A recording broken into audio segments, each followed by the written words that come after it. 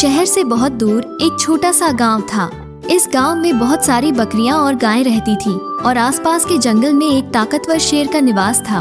वो शेर रोजाना गांव में आता और गांव वालों की बकरियों और मुर्गियों का शिकार करता था।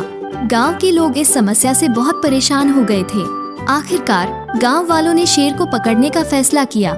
उन्होंने शेर के आने वाले रास्ते में एक मजबूत पिंजरा लगा दिया ताकि शेर को फंसाया जा सके।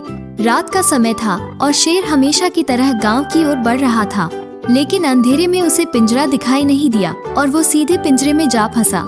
शेर ने बहुत कोशिश की बाहर निकलने की, लेकिन पिंजरा बहुत मजबूत था।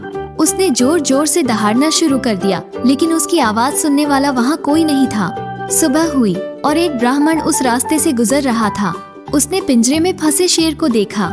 शेर ने ब्राह्मण से विनती की, कृपया मुझे यहाँ से बाहर निकाल दीजिए, मैं यहाँ बहुत परेशान हूँ। शेर की हालत देखकर ब्राह्मण को उस पर दया आ गई। उसने पिंजरा खोल दिया और शेर को आजाद कर दिया।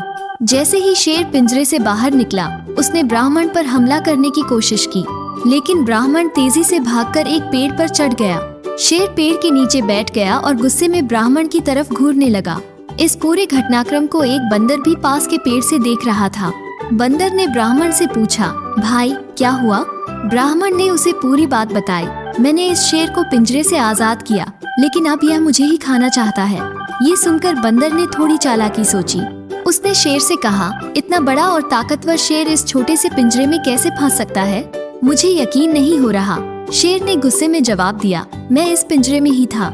लेकिन बंदर ने फिर कहा, नहीं, मैं मान ही नहीं सकता कि तुम जैसे बड़े शेर ने इस पिंजरे में जगह बनाई। शेर ने ये साबित करने के लिए कि वो पिंजरे में फंस सकता था, फिर से पिंजरे के अंदर चला गया। और जैसे ही वह पिंजरे में गया, बंदर ने फुर्ती से पिंजरे का दरवाजा बंद कर दिया। फिर उसने पेड़ पर चढ़े ब्राह्मण से कहा, अब जाओ, जल्दी अपनी जान बचाकर भागो।